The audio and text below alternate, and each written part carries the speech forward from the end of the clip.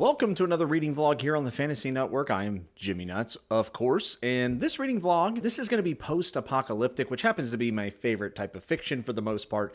Totally aware there's a lot of bad post-apocalyptic fiction out there, but there's also a ton of good. And one of these, actually both of them are recommendations. One is a recommendation from my friend Bridger from the Library Ladder, and the other one is a recommendation from my friend Joseph, who also has a YouTube channel on here.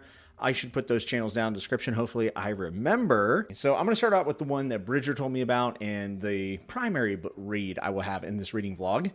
And that is Ken Scholes' Lamentation. So this is part of a 4-book series, the Psalms of Isaac, I believe. And I'm not sure if it's finished. I think it is.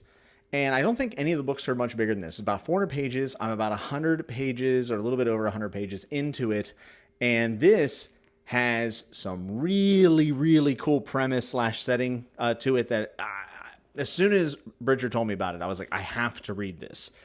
There's a lot of fantasy series out there that we talk about ad nauseum here on BookTube. Lamentation, or the Psalms of Isaac as a series, is not one of them. I've never, ever heard of Ken Scholes, never heard of this series. It seems like it's not horribly popular, but there are a lot of people online who have read it that, you know, it has a decent amount of ratings, at least on Amazon.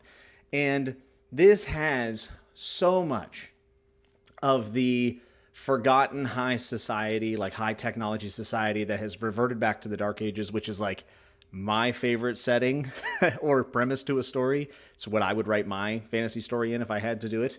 And it gives all those vibes from like The Dying Earth by Jack Vance or Book of the New Sun, possibly. Even maybe a little bit of that second apocalypse. None of the grimness. I'm talking strictly based on premise. This may be more so than any other modern fantasy that I've been reading has that vibe, and I absolutely love it. We have a POV from a wandering, like vagabond king who has a wandering army with him, and then we also have another ruler who seems to have done something absolutely terrible. His consort, female POV, who has a dad that seems to be making some moves, and we haven't met him yet. And then there is someone who has been affected by the tragedy that I'll talk about in just a second of this book, that you're getting their POV, I don't know if a coming of age, but a younger POV who's like lost their dad. Then you have it like this mysterious old man who may or may not be a big historical important figure in the world. I eat that stuff up. That's a trope that I love. Love it. It so happens at the beginning of this story, a massive ancient weapon has been released on one of the main cities in this empire or country or whatever, and it has just wiped out almost everyone, and it has destroyed at the center of it a library full of knowledge. So you can start to think of historical events that maybe this could be loosely based off of, or maybe just like an exaggeration of those events.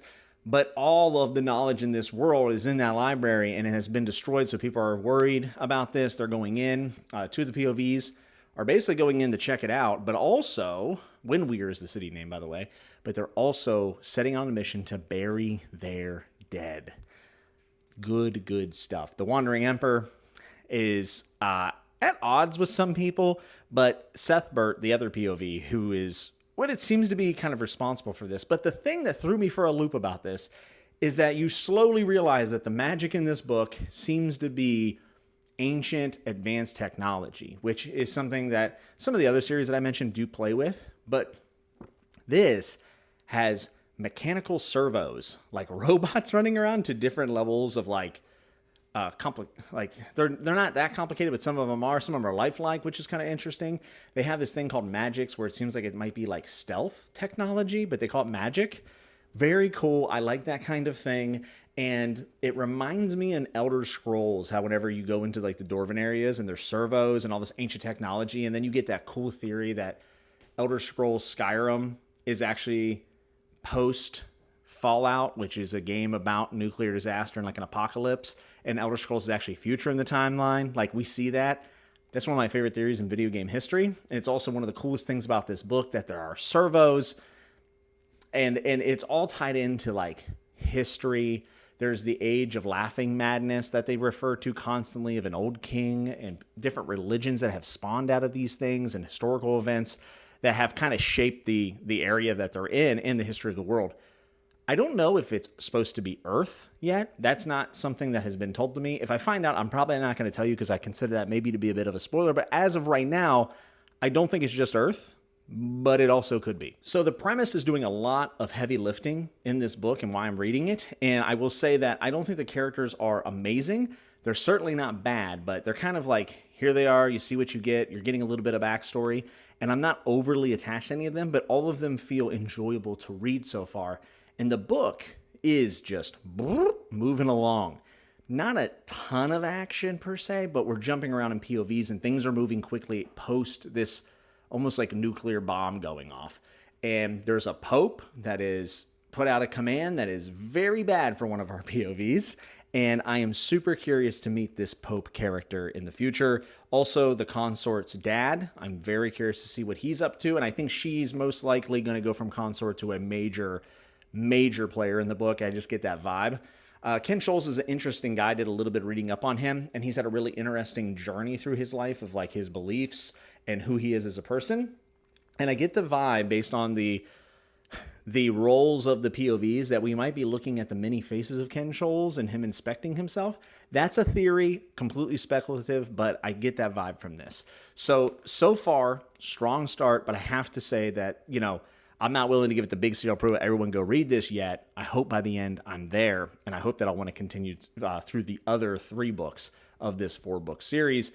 But there's no doubt that the premise is doing a lot of lifting for me, and that old ancient technology being magic, I really love that. Joseph told me The Long Tomorrow by Leigh Brackett is something he personally recommended to me because I like post-apocalyptic. I'm into, religious themes. I also grew up in an area that featured, maybe not super duper close, but like I was aware of Mennonites around me. And this post-apocalyptic book is about some disaster happened. I think it was nuclear, and everyone's like a Mennonite now because they were the most well-equipped to deal with the fallout of all these cities basically coming down. And it starts out the book, and they're like, just right before the chapter 1 or the prologue or whatever, it says that there's been a new amendment to the Constitution of the United States that basically cities are outbanned. Like there's a population cap on how many people can get together at once. And there's just millions and millions and millions of Mennonites, which is really interesting. I'm not too far into this. I'm about 80 pages or so. It's only like a 190-page book, I think. So this one's kind of my secondary read and very slow. There's no audiobook for this, just so you're aware if you're just an audiobook person. Haven't found one. Don't think it exists. Maybe it does somewhere in the deep recesses of the internet. But I'm very fascinated to see 2 young POVs, boys, who, are in the Mennonite society, very strict. People are looking for a reason why things happen and why things are going to continue to happen, why things are so bad. And these 2 boys are starting to uncover some of the wonders of a past world that seems to be completely demonized. Like, there is no positive mentions of the past and technology or anything from like our world today. I think the world that ended here was maybe just a little bit more advanced than ours, but I'm not quite positive about that yet. But either way, Leigh Brackett is a monumental, fantasy, female fantasy author. She won many, many awards. She was called the Queen of Space Opera. And funny enough, and maybe I'll do more of a highlight on Leigh Brackett as this vlog goes on, we'll see. But what I do know is that she is responsible for at least a decent portion of The Empire Strikes Back, like writing that. I'm not sure exactly that role, so I'll get that ironed out maybe in a future thing. But having a hand in the writing of one of the greatest sequels of all time in cinematic history, Leigh Brackett is a legend and has done a lot of work. And you just don't see Leigh Brackett mentioned that much. And I'm guilty of it too. This is my first stuff by her. But at its core, this seems like a story of childhood wonder, not just expanding on them as a child and expanding their mind, but also expanding what this world used to be and what it could be in the future. Really interesting stuff. I'm still early on. There was a really harrowing scene that kind of calls back to some old biblical events, stoning perhaps, that was brutal and affects the child greatly. And I'm so interested to keep reading about this. I have a feeling that this is going to be, depending on where it goes, because I have no idea where it's going to go, but I have a feeling that it could end up being a favorite read of the year, but we'll have to see.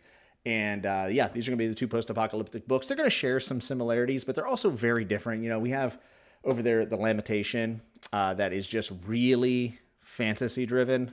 Not sure what world it's set in.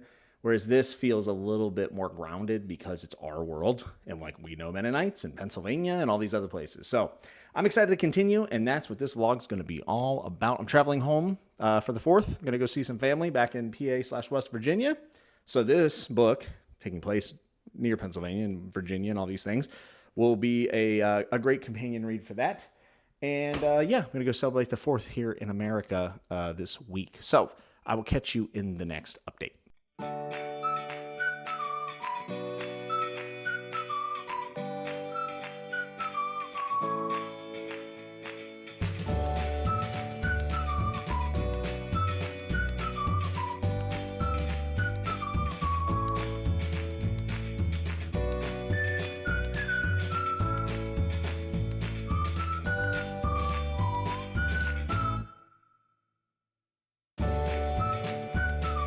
Been reading The Long Tomorrow and then obviously Lamentation, and I am so shocked by how much I am loving The Long Tomorrow. 180-page book. It follows around young protagonist. I was kind of worried that would feel more like a kid's book or like a youth book.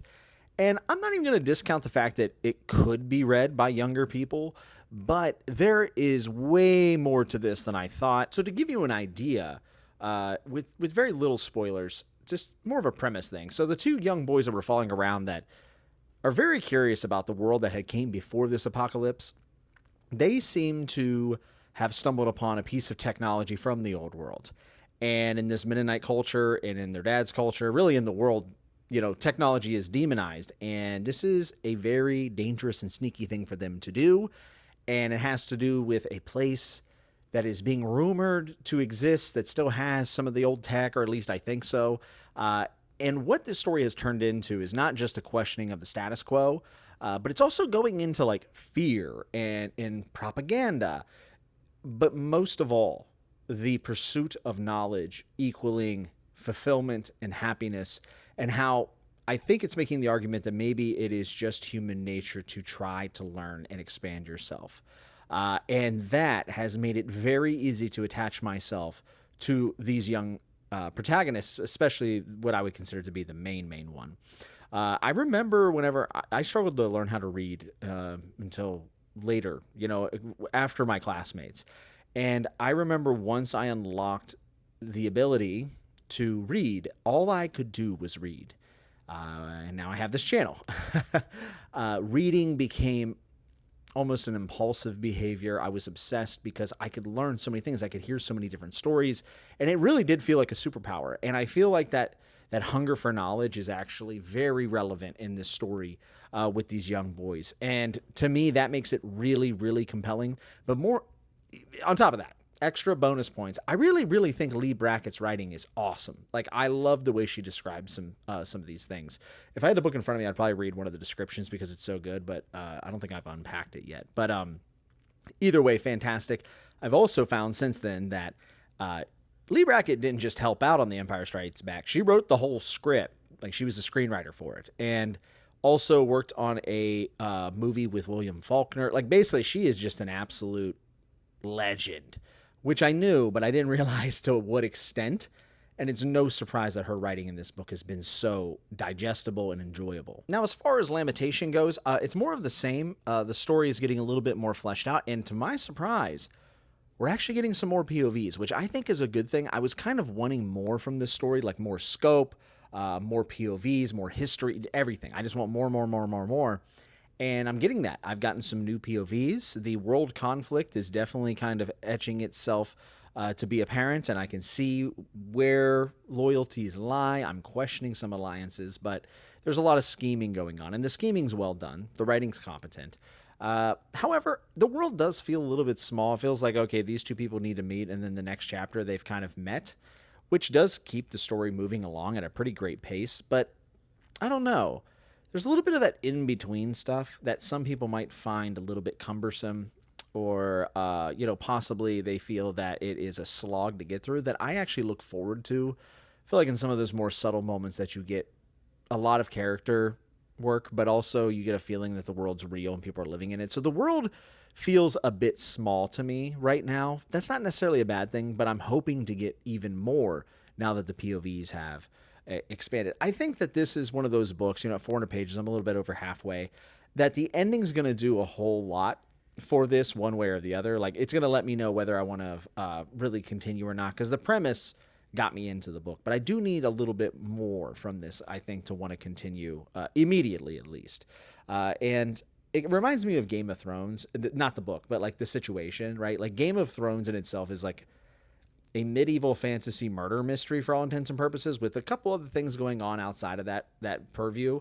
And then it grows into this big epic fantasy, which a lot of people love. Obviously I do.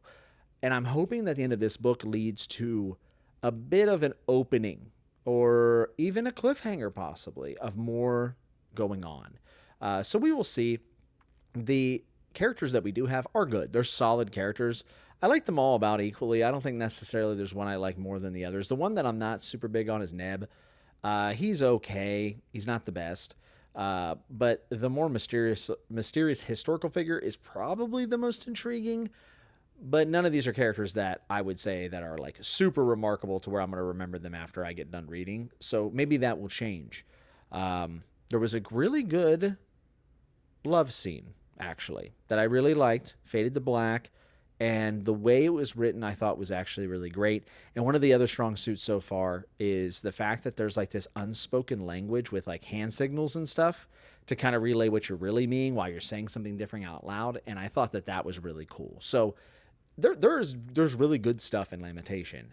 I just want a little bit more, and I don't want to ride on the coattails of this being a kind of what seems to be a post-apocalyptic world, or a age of forgotten, where technology has been forgotten. I want a little bit more than that. And I feel like, for instance, like Long Tomorrow is over delivering, whereas Lamentations is just fulfilling my status quo, but I'd like to see a little bit more. I like it, but a 4-book series getting added onto it already, forever TBR, where I've started like 50 series, there's got to be a little bit more. So we will see as we go on, and hopefully I'll have at least one of these books done in the next update. I hope you all had a good 4th if you celebrate, by the way.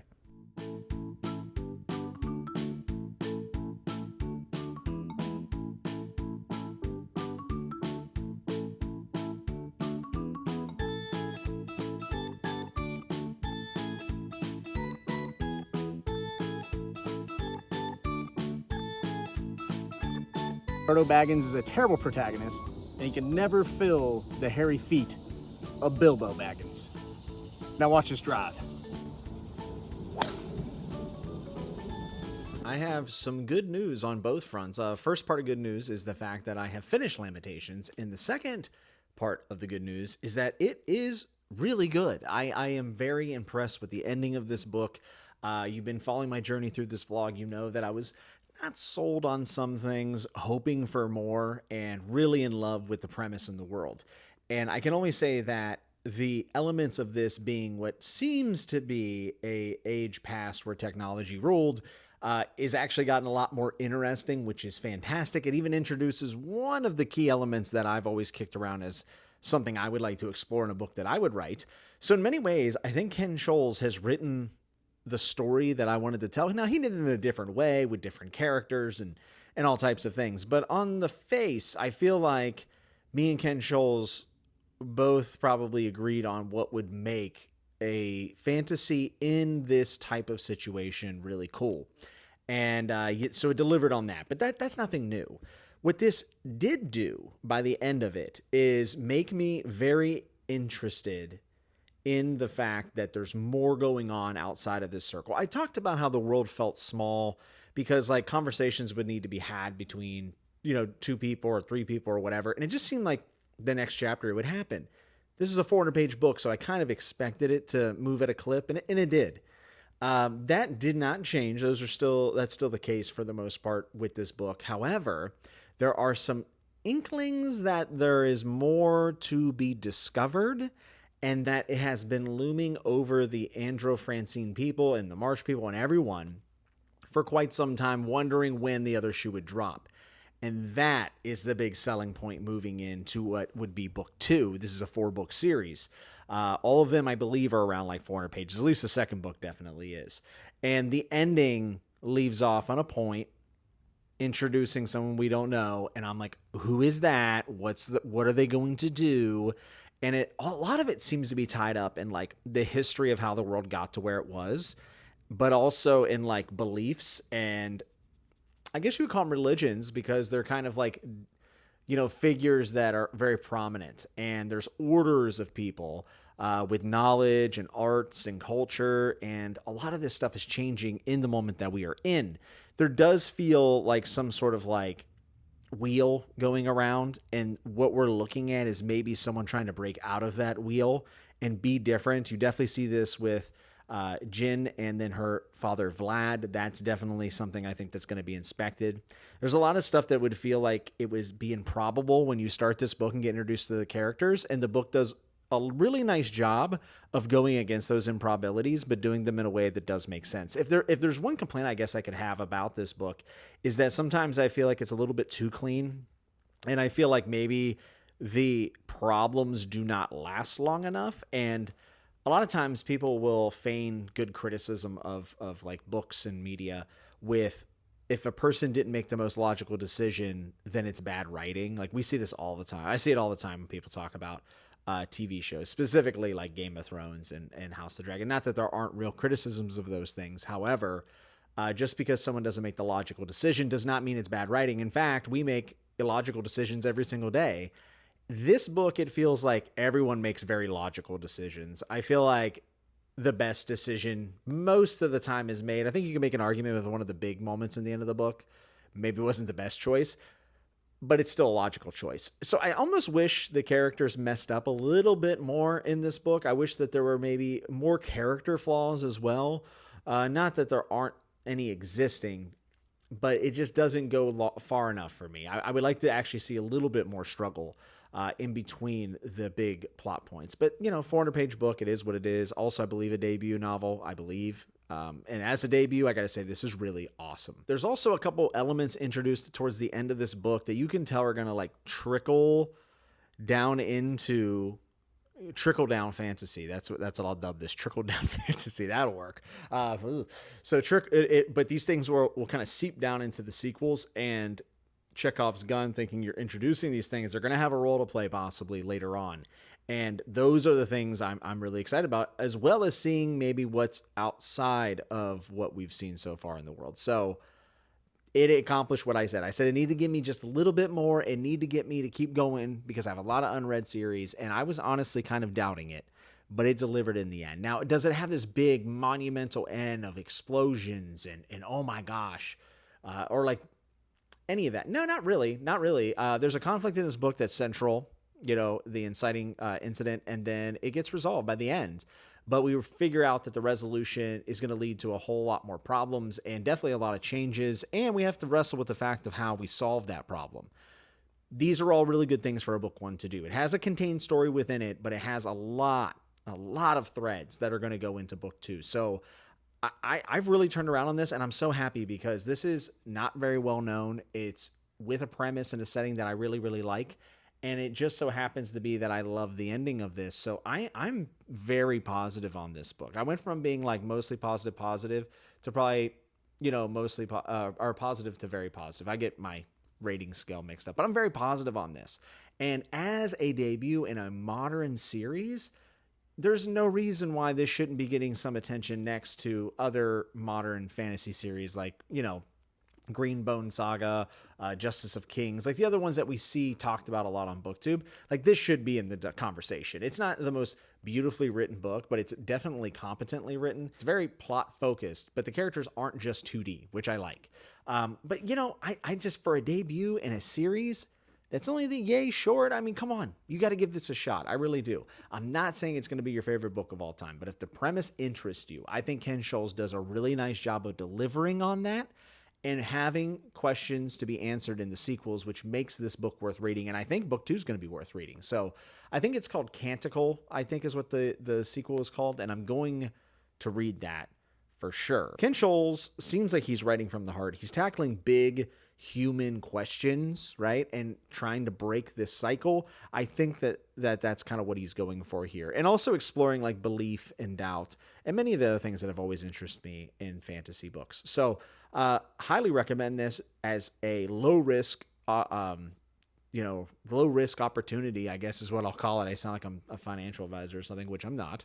But this is a low risk opportunity for you to give 400-page book a try. If you don't like it, throw it away, comment, tell me I'm stupid, but you should try this, I think. Why not? It's a modern series you can get in behind and support an author that may be underrepresented here on the BookTube space. I still have to read the rest of The Long Tomorrow. I'm still loving it. That'll be in the next update when I finish that. And then we'll be wrapping up this kind of post-apocalyptic sci-fi fantasy vlog. That's been a lot of fun to read 2 books that are way lesser known and to have a really good to maybe even a great time with it. I feel like maybe this will lead to people finding some new books that they really enjoy, which is the point of all of this, really, other than just yelling at you and getting my thoughts out. So I'll see you in the next update, which should be the final one. So I have finished The Long Tomorrow by Leigh Brackett, and have good news to report. This is finally the end of this post-apocalyptic vlog, and all I can say is that I think The Long Tomorrow is one of those books that you could read when you were younger. I'm not willing to call it YA necessarily, but it feels like if someone were to come to me and say, hey, do you have any like post-apocalyptic fiction for like a teen, a young adult, or a new adult to read, I would definitely recommend this. Now, I'm not saying it's not adult, because I'm an adult. I read it, and not once did it ever feel, like I shouldn't have been reading this. This is for someone else. But it's just, now that I finished it, I feel like there are so many things going on in this story that, like, at many different age points that you could probably get something out of the story. It's 190-something pages, and it does feel like there's a cloud looming over the characters and the situation, because the world is in post-apocalyptic, post-nuclear war, so of course it's not great. But I don't think it is as dark and grim as a lot of like the dystopian YA that many, that tons of violence and everything else. This manages to capture the atmosphere with how you would feel a lot of despair without it feeling overwhelmingly negative or depressing. But it still does have like that heavy weight behind the situation. And as I reached the end of this, I love the ending, actually. I thought it was really good. I could see maybe some people having a little bit of an issue with the ending, but for me, it makes me think that the story goes on, and that just like in our world, there are people who feel like the world or society or life should go one way, and there's also a group of people out there who don't agree. And sometimes you find yourself in between the two, and you have to pick like the lesser of two evils. I feel like that was kind of going on here, but even more so looking at this entire story by Leigh Brackett. I want to reiterate that her writing is fantastic. I really love her writing. It's not overly flowery, but I feel like she does have a way with words, and her dialogue is excellent. Like, not many dialogue tags, but I could tell who was talking. So that's a really great thing, especially in such a short book. I resonate with a lot of the characters, even though they didn't have like these massive backstories, where like Lamentation I talked about earlier, I felt like I actually have a little bit more backstory on a lot of those characters, but I felt more attached to the characters in The Long Tomorrow, which is a shorter book and written back in the 60s or 50s. When I look at the entirety of the story, this is what I'm trying to get to. There feels like there's a bit of a quest feel to it, like your prototypical quest, maybe a little bit of coming of age, but even more so, I got the vibe of like heading out west to the frontier. I'm thinking of like Butcher's Crossing or many of the other Westerns, or like the show Deadwood, for example, all based around the idea of like we go west for a better place, right? And to new frontiers. And it kind of feels like that pursuit of knowledge that Len and Esau are going through. It follows that vibe, which I have always loved. So you have like this going west feel, but also on top of that, and this might be, I might be way off on this, so I would love maybe to talk to Joseph, who recommended this, by the way. Thank you, Joseph. A bit of Garden of Eden. Like the idea that you're in this place, and where they were was very religious, the Mennonites and everything. And they're strict, and there are restrictions, but like you are, for all intents and purposes, in their minds, in the grace of God by being there. And these boys have decided that they would like to forsake that and their families for the pursuit of knowledge and, I guess you could maybe call it consciousness, but like more information, more things of the world, less restrictions, to be free to think whatever you want.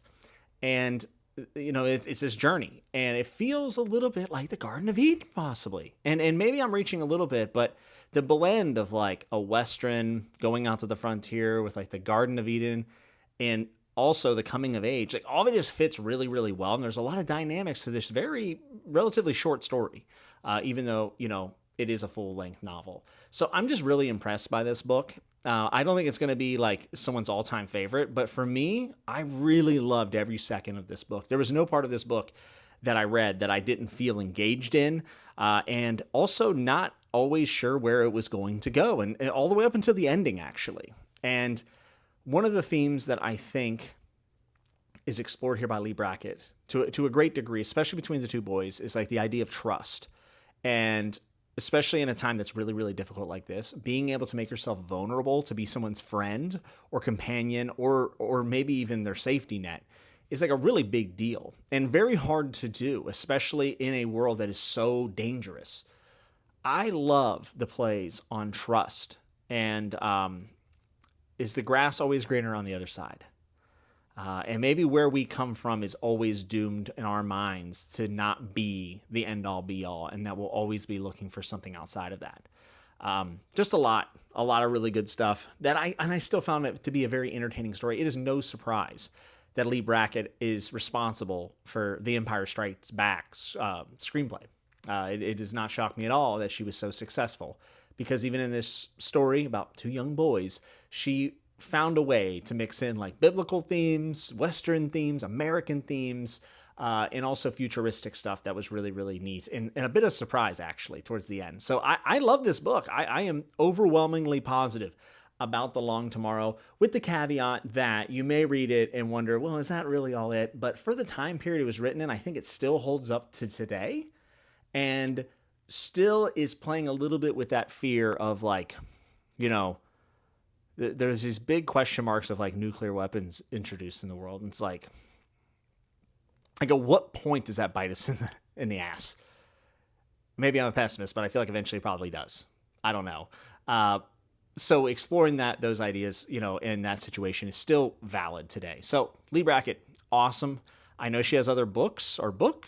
I'm not sure if it's plural, but I will check out more from her, and I would love to be able to write as smoothly as she did, because this book was downright readable without being sparse, without being devoid of like style and voice and charisma. Like there's a lot there. So please check this out. There is no audiobook for this that I know of, so you got to read with your old eyeballs, but it's only 200 pages, and I highly recommend it.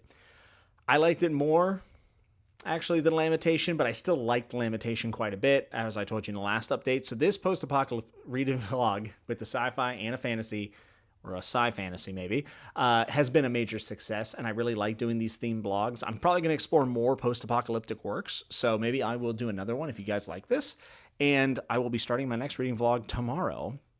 I am traveling to Colorado, and then I'm traveling to Chicago, and I'm going to be documenting that trip as I also read through just one book next time. The next reading vlog will be for Kushiel's Dark by Jacqueline Carey. Some say the beginning of romantasy. I don't know if that's necessarily true, but I want to check it out. I've heard that actually a lot of people end up describing it as the BDSM fantasy, but there's more to the book than that. And I've actually read the first 3 or 4 chapters, and I'll be updating that with the vlog, but so far so good. So tune in for that reading vlog. This one was a success. I hope you enjoyed watching. If you end up liking, you can hit like. If you dislike it, hit dislike. Subscribe, Patreon description, you know the deal.